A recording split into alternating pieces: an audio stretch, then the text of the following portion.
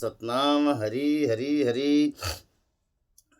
तो हरि सोहेरा छाड़ के और करे आन की आस, वे नर दो जग जाएंगे सतभा से रविदास। तो ऐसा चाहूं राज मैं जहाँ मिले सबन को अन्न, छोट बड़ो सब सम बसे रविदास रहे प्रसन्न। तो प्रेम पंथ की पालकी रविदास बैठियो आय, साचो स्वामी मिलन को आनंद कयो न जाय। तो यादि अपने इष्ट की और मन में धरिए आस, और देव न पूजिए पूजिए गुरु रविदास। जपो जी सतनाम सतनाम। शब्द है 23, पेज नंबर 44 में। वाणी सदगुरु रविदास महाराज जीवों की। एक ओंकार सदगुरु प्रसाद। आइए वाणी को पढ़ते हैं। न विचारियो राजा राम को रस, जिस रस अनरस बिसर जाई।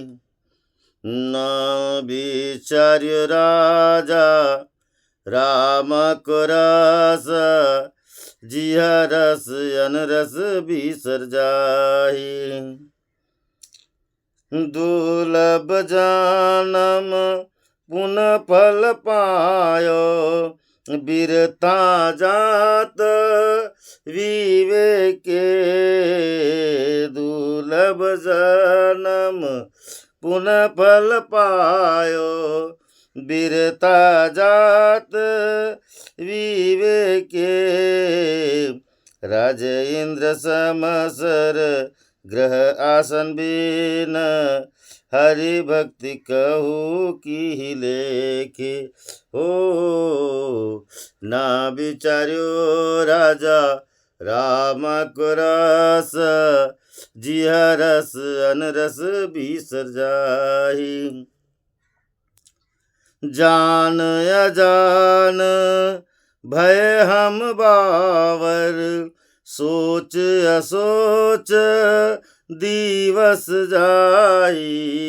जान अजान भय हम बावर, सोच असोच दिवस जाई।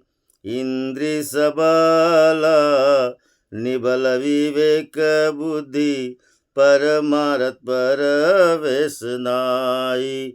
हो न विचार्यो राजा राम को रस, जिह रस अनरस बिसर जाई। कहियत आन अचरियत आन, कछु समझ न परे अपर माया। कहियत आन अचरियत आन, कछु समझ न परे अपर माया। कह रविदास उदास दास मत पर हरि, कोप बनूं जी दयाल। कह रविदास उदास दास मत पर हरि, कोप करहु जीव दया। न विचारियो राजा राम को रस, जिह रस अनरस बिसर जाई। जपो जी सतनाम सतनाम हरि। आज सदगुरु रविदास महाराज पावन पवित्र उपदेश में हमें आज हमारे विवेक को जागृत कर रहे हैं। क्योंकि मनुष्य जन्म भी दुर्लभ है, बहुत दुर्लभ है महाराज, और उतना ही दुर्लभ है विवेक जगा लेना। क्योंकि मनुष्य जन्म तो मिल भी जाता है, कई जन्म कई यानी पुण्य लेकर के आया, भटकता हुआ इस नर्तन को पाया, मिल भी जाता है। मगर विवेक जाग जाए ऐसा नहीं है। रविदास महाराज यही पावन पवित्र उपदेश में कहते हैं कि दुर्लभ जन्म पुनः बल पायो। ये जन्म बड़े मुश्किल से मिला महाराज, बहुत दुर्लभ, कै कोटि यातना भोगने के बाद यह नर्तन मिला, बहुत दुर्लभ है। और इस दुर्लभ जन्म को कहीं ना कहीं अगर मिला भी है तो पूर्व जन्म के कुछ पुण्य प्रताप रहे होंगे तो मिला महाराज। दुर्लभ जन्म पुनः फल पायो। जैसे रविदास महाराज कहते हैं, परम पारस गुरु भेटियो, पूरब लिखत ललाट, उन्मनी मन मनी मिले छुटकत व्रज कपट। मतलब कि परम पारस कहीं हमें पुण्य जन्म में गुरु मिले होंगे महाराज, और मिले हैं ये निश्चित है। परम पारस गुरु भेटो पूरब लिखत ललाट, पूर्व के भाग्य में, कहीं हमारे पूर्व के लिखे हुए भाग्य में हमें परम पारस गुरु मिले। पूरब लिखत ललाट, शायद पहले से लिखा होगा जो ऐसे सदगुरु मिले। और उन्मनी मन मनी मिले छुटकत व्रज कपट, उन्मनी मन मिले, और व्रज यानी लोहे जैसे भी कठोर से कठोर हमारे अंदर में जो कपाट लगा हुआ है, भ्रम का, माया का जो कपाट लगा हुआ है, यह खुला और ये जीवन सार्थक हुआ। तो ये पुनः फल पायो, मतलब पूर्व के जन्म से ही कुछ ऐसा रखा होगा हमें और ये मिल गया महाराज। नहीं तो 184 योनि में यह मनुष्य जन्म मिल जाना बड़े मुश्किल की बात है। जैसे 9 लक्ष जल के जंतु, 10 लक्ष पंछी जान, 11 कटु भृंग स्थावर 20 बखान, 30 लक्ष पशु योनि है, 4 लक्ष नर हुए। कहने का तात्पर्य यह है कि 9 लक्ष जल के जंतु यानी जलचर प्राणी 9 लक्ष, 10 लक्ष पंछी, 19 लाख हो गए, 9 लाख जल के जंतु, 10 लाख पंछी, 11 कटु भृंग कीट पतंग, 11 लाख योनि है महाराज, 30 हो गए, 30 लक्ष पशु योनि है, 60 हो गए, 4 लक्ष नर होए, और 20 लक्ष पेड़ पौधे है, स्थावर 20 बखान, 30 लक्ष पशु योनि है, 4 लक्ष नर होए। ऐसे 184 योनि में मनुष्य भटकते भटकते यह जन्म को पाए। बात तो यही आती कि दुर्लभ जन्म तो 184 योनि को भोग के आए, और आने के बाद पुनः फल पायो का मतलब है अगर कोई पूर्व जन्म में हमने कुछ पुण्य कर्म किए। जैसे उदाहरण के लिए, हाँ, मनुष्य सर्वश्रेष्ठ योनि है और सभी जीवों को पालता है, सभी जीवों पर दया करता है, मगर ऐसा ना करते वो जीव हमारे काम में लाते। अपने जैसे बैल को, जानवर को किसानी में हम जोत लेते महाराज, कुत्ते को द्वार की रखवाली करवाते, वो भी पुण्य करते, और पुण्य करते करते उन्होंने भी इसी मनुष्य योनि को पाया।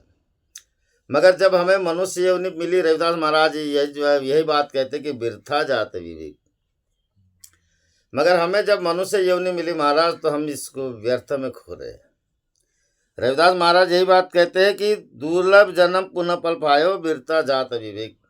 रविदास महाराज साफ साफ शब्दों में कहते हैं कि बड़े मुश्किल से अगर तुझे नर्तन मिला, ये कोई पूर्व जन्मों की पुण्य थी, कई योनि में पुण्य संचित हुए, संग्रह हुए, और ये मनुष्य योनि मिली, तो भी मेरे बंधु हो, हमारा विवेक बेकार जा रहा है, हमारा विवेक बेकार जा रहा है। हम विवेक को कहाँ खो रहे हैं? परिवार और प्रपंच में खो रहे हैं। और रविदास महाराज कहते हैं कि राजे इंद्र संसर गृह आसन, अगर हमें राजा इंद्र के जैसे समान आसन मिल जाए, महल मिल जाए, घर मिल जाए, हरि भक्ति कभू की लेखे, तो भी महाराज तुच्छ है। हरि भक्ति जिसके पास में है उसको इंद्र के समान भी अगर आसन मिल जाए, राज मिल जाए, स्वर्ग का राज मिल जाए महाराज, तो भी हरि भक्त के लिए वो तुच्छ है। क्यों तुच्छ है? क्योंकि उसका विवेक जागा है, क्योंकि वो हरि भक्त है। हरि भक्त को इंद्र के आसन भी बड़े तुच्छ है महाराज, बहुत तुच्छ है। कहने का तात्पर्य यह है कि सबसे पहले तो यह सोचे कि इंद्र के आसन में होता क्या है, स्वर्ग में क्या होता है महाराज, विषय भोग के अलावा दूसरा कोई चीज नहीं होता। और मनुष्य का विवेक जागेगा तो मनुष्य परमार्थ करेगा, परमार्थ करेगा। और परमार्थ करने के लिए ही ज्ञान और बुद्धि की जरूरत है महाराज, विवेक की जरूरत है, ज्ञान की जरूरत है। और इंद्र के आसन को भी अगर मिल जाए तो क्या वो परमार्थ करेगा? क्या स्वर्ग में परमार्थ होता है? या 184 में योनि में कौन परमार्थ करता है? एक मनुष्य सर्वश्रेष्ठ महाराज, क्योंकि वो परमार्थ करता है, इसीलिए उन्हें सर्वश्रेष्ठ बोला गया। कोणते जीवाचा न घड़ावे मत्सर वर में सर्वस्वर पूजनाचे। रविदास महाराज कहते हैं कि कोई भी जीवों का न घड़ावे मत्सर, मतलब मांस मत खाइए, क्योंकि ये योनि सभी योनियों से श्रेष्ठ है, श्रेष्ठ है। और रविदास महाराज यही बात कहते हैं कि हम इस प्रपंच में फंस करके महाराज परमार्थ को भूल गए, क्योंकि हमें विवेक जागृत नहीं हुआ। और हम प्रपंच में बट के, टुकड़ों में बट करके हम परमात्मा के मूल आनंद को भूल गए। जैसे रविदास महाराज इधर बोले, न विचार्यो राजा राम को रस, जिस रस से अनरस बिसरी जाई। हमने इस बात का हमने विचार नहीं किए कि राजा राम का रस परम आनंद देने वाला है। हम इस बात का विचार नहीं आता, और हम कन्नरस बतरस अवर सबई रस व्यर्थ ही मुंडम उड़ाया जो तुम गोपाली नहीं गाए। रविदास महाराज कहते हैं कि हम कन्नरस और बतरस यानी कहे बोले रसों के पीछे अपना जीवन लगाते हैं महाराज। कहे बोले, जिसने हमें जो बोल दिया उसका आनंद लेते हैं, जिसने हमने सुन लिया उसका आनंद लेते हैं, जो हम बात कर रहे हैं उसका आनंद लेते हैं, मगर ये विवेक नहीं है महाराज, उसका विवेक नहीं जागा। कन्नरस बतरस और सब रस व्यर्थ ही मुंड मुड़ाया। रविदास महाराज स्पष्ट बता, कहे बोले के रसों का हम आनंद लेते हैं प्रपंच में, और अपने विवेक को नहीं जगा रहे महाराज, अपने विवेक से सत्कार्य नहीं कर रहे। रविदास महाराज आज इस विवेक के माध्यम से कर्म को ही जागृत कराते हैं। और वे कहते हैं कि जिस रस से अनरस बिसरी जाए, जिस अगर परमात्मा रूपी अगर रस लग गया महाराज, आनंद मिल गया, तो बाकी जो रस है सब फीके लगेंगे। पूरे जो रस है बाकी मायावश, जो कानों से सुनता है और मुंह से बोलता है, इंद्रियों से जो आनंद लेता है, वो एक मजा है महाराज, मौज नहीं है। और सच्ची मौज अगर करना है तो सदगुरु के शरण में मिलेगी, विवेक को जगाना पड़ेगा। और जिसको विवेक जगाएगा महाराज, सच्ची मौज उसको आएगी। मन लागा मोरा यार फकीरी में, हाथ में यानी हाथ में झारी बगल में सोटा, चारों कोड जागीरी में, मन लगा मोरा यार फकीरी में। अगर ऐसे आनंद को प्राप्त करना है तो रविदास महाराज कहते हैं कि बेटा विवेक को जगाओ, विवेक को जगाइए, क्योंकि विवेक से जगाएंगे महाराज हमें सोचने समझने की बुद्धि आएगी। रविदास महाराज कहते हैं ना, अविद्या हित खिन माधो विवेक दीप मनी। गुरु के विद्या का हित करो। जिसके पास गुरु के विद्या का हित नहीं महाराज, उसका विवेक मलिन है। और जिसके पास गुरु के विद्या का हित है तो उसने सोचना समझना चाहिए, विचार करना चाहिए इस बात का कि जब मुझे जो जन्म मिला, बड़े मुश्किल से मिला, तो मैंने इस बात का विचार करे कि मुझे कैसे जीना है, और इस बात का भी विचार करे कि जीना है तो मुझे कैसे आनंद में रहना है, मुझे कैसे जीना है, मुझे कैसे इस समाज में रहना है। क्योंकि जो परम आनंद मिलता है महाराज, क्षणों क्षणी हाच करावे विचार तरावे पार भव सिंधु। क्षण क्षण में विचार आता है हमें। अगर विचार करने की जागृत शक्ति आ गई तो क्षण क्षण में ये विचार करते कि प्रभु इस भव से पार होने के लिए कैसे करूं, और कैसा भव से पार हो इस बात का विचार करता है। दूसरा विचार करता है कि मुझे प्रपंच में कैसे रहना है, समाज के बीच में कैसा रहना है। सभी से अगर प्रेम संबंध जोड़ेंगे महाराज तो प्रेम बढ़ेगा। अगर हम किसी से घृणा करेंगे, नफरत करेंगे तो नफरत होगी। तो इस बात का हमें विचार करना चाहिए कि परम आनंद जोड़ना सिखाता है, प्रेम जोड़ना सिखाता है। तो आगे रविदास महाराज कहते हैं कि जान अजान भय हम बावर। मगर महाराज हमारा विवेक न जागने से वजह से हम जानकर भी अनजान बनते हैं, जानकर भी अनजान बनते हैं। जैसे अगर हमने कोई वस्तु को ग्रहण किया जो दूषित हो, उसका परिणाम उल्टा होता है, तो भी हम उसको ग्रहण ही करते हैं, ग्रहण ही करते हैं। क्यों करते हैं? कि उसके रस में हम डूबे हुए महाराज। और रविदास महाराज यही कहते हैं अनरस बिसरी जाई। कहने का तात्पर्य है कि हम माया मानक प्रपंच तो सबका है, मुर्गे का भी है, कुत्ते का भी है, सभी का है, सभी का है। और उसी रस में हम डूबे हुए हैं। और हम जानते हैं, हम ये भी जानते हैं कि शराब पीने से काया खराब होती है, तो भी हम पीते हैं, तो भी लोग पीते हैं महाराज। हम ये भी जानते हैं कि किसी को गलत बोलेंगे परिणाम गलत होता है, तो भी मनुष्य गलत करता है। अंगार को हाथ पकड़े और बोले कि हाथ ना जले, तो ऐसा कभी नहीं हुआ महाराज, कभी नहीं हुआ। तो रविदास महाराज यही बात कहते हैं कि जान अजान भय हम बावर। ए पगले, तो जान के भी अनजान बनता है, तो अनजान बनता है। क्यों बनता है? क्योंकि विवेक नहीं जागा, विवेक नहीं जागा महाराज। और विवेक न जागने के वजह से सोच असोच दिवस जाई। सोच के भी आदमी अनसुना कर देता है ना, जैसे सुन के भी अनसुना कर देता है, सोच के भी आदमी ना समझ बनता है, समझदार बन के भी ना समझ बनता है। छोड़ो ना, क्या करना है मुझे। और ऐसे से पूरा समय बीतते जा रहा है महाराज। जान के अनजान बनने से, सोच के ना समझ बनने से हमारे ऐसे ही दिन गुजर रहे हैं। और ऐसे ही दिन गुजरने के बाद धीरे धीरे क्या होता है कि इंद्रिय सबल निबल विवेक बुद्धि, इंद्रिया इतनी तेज हो जाती है, सबल यानी ताकतवर बन जाती है, कि निबल यानी बलहीन, हमारा जो विवेक है वो बलहीन हो जाती है, हमारे बुद्धि क्षीण हो जाती है और हमारा विवेक बलहीन हो जाता है और हमें सोचने समझने की क्षमता नहीं आती, कारण कि हमारा विवेक नहीं जागा महाराज, विवेक नहीं जागा। और रविदास महाराज यही बात आज कहते कि इंद्रिया इतनी प्रबल कर ले तूने, विषय वासना में भोग के, धन एकत्रित करने में, सर्वस्व ऐश्वर्य भोगने में मनुष्य अपने आप को ऐसे जुटा दिया, इंद्रिया कमजोर हो गई और विवेक बुद्धि क्षीण हो गई महाराज। और जब विवेक अगर क्षीण हो गया तो ऐसे मूर्ख व्यक्ति के लिए रविदास महाराज स्पष्ट बोले हैं, परमारथ परवेश नाही, वह कभी किसी का भलाई नहीं कर सकता महाराज, कभी किसी का अच्छा नहीं सोच सकता, कभी किसी के प्रति दया की भावना नहीं आएगी उसे, और कभी किसी का परोपकार नहीं करेगा। परमार्थ मतलब परोपकार, वो किसी के ऊपर परोपकार नहीं करेगा। रविदास महाराज ये बात बड़े गहराई से आज समझाते हैं महाराज हमें कि इंद्रिय सबल निबल विवेक बुद्धि, परमारथ परवेश नाई। तुलसीदास महाराज कहते एक बात उन्होंने बड़ी बोली, अरब खरब चाहे धन मिले, उदय अस्तलो राज, तुलसी हरि के भजन बिन सब नरक को साज। हमने इतना जोड़ जोड़ के, इतना कर करके हमने परमार्थ की ओर ध्यान न देने से के वजह से जो हमारी बुद्धि निर्बल हुई और विवेक हमारा मलिन हुआ, उसके जवाबदार महाराज हमारी नासमझ है, हमारी अज्ञानता है।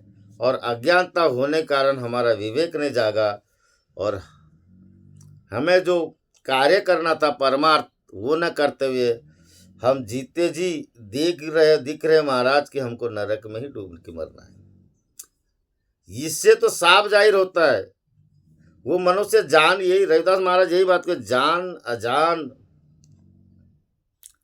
भय हम बावर। आदमी जान के भी अनजान बनता है महाराज, क्योंकि मूर्खता है ना, पागलपन है। और इसको पागलपन है कि भाई जान रहा है कि तू नरक में गिरने वाला है, तू जान रहा है, फिर भी तू उसी कार्य कर रहा है, अनजान बन रहा है। जान के भी अनजान बनता है मनुष्य और जाके नरक में गिरता है। रविदास महाराज बोले ना, हरी सो हीरा छाड़ के करे आन की आस। पहला ही श्लोक हर कोई बोलते हैं कि हरी सो हीरा छाड़ के करे आन की आस। हरि जैसे हीरे को अगर हम भूल गए महाराज, और उसको छोड़ के जो भी आस अपन करते हैं वे नर दोजग जाएंगे। दोजग यानी नरक में जाएंगे। सतभाषे रविदास, स्पष्ट वाणी में बोल रहे रविदास महाराज कि वे नरक में ही जाएंगे। और उसका कारण यह है कि विवेक न जानने का वजह से, क्योंकि मनुष्य विवेकशील व्यक्ति है महाराज, कोई जानवर में विवेक नहीं है। हर प्राणी में बुद्धि है, अपने अपने प्रपंच करने की बुद्धि है, हर प्राणी में है। हर प्राणी में, हर योनि में भी माता पिता है, हर योनि में माता पिता है। ना उनसे उनकी सेवा बनेगी, ना उनकी उनसे रक्षा बनेगी, ना उनको, मगर इस योनि में महाराज गुरु मिलते, उस योनि में तो गुरु नहीं मिलते। इस योनि में गुरु मिलते हैं जिसे हम अपना विवेक जगा ले। मगर मूर्ख ये जानने के बावजूद भी गलती करता है। वो जानता है कि गुरु के बगैर इस भव से पार नहीं होता, तो जान के भी अनजान बनने का यही एक कारण है महाराज। और जानवरों के जैसे स्थिति भोगता है आदमी और परिणाम नरक में जाता है, उससे परमार्थ नहीं होता।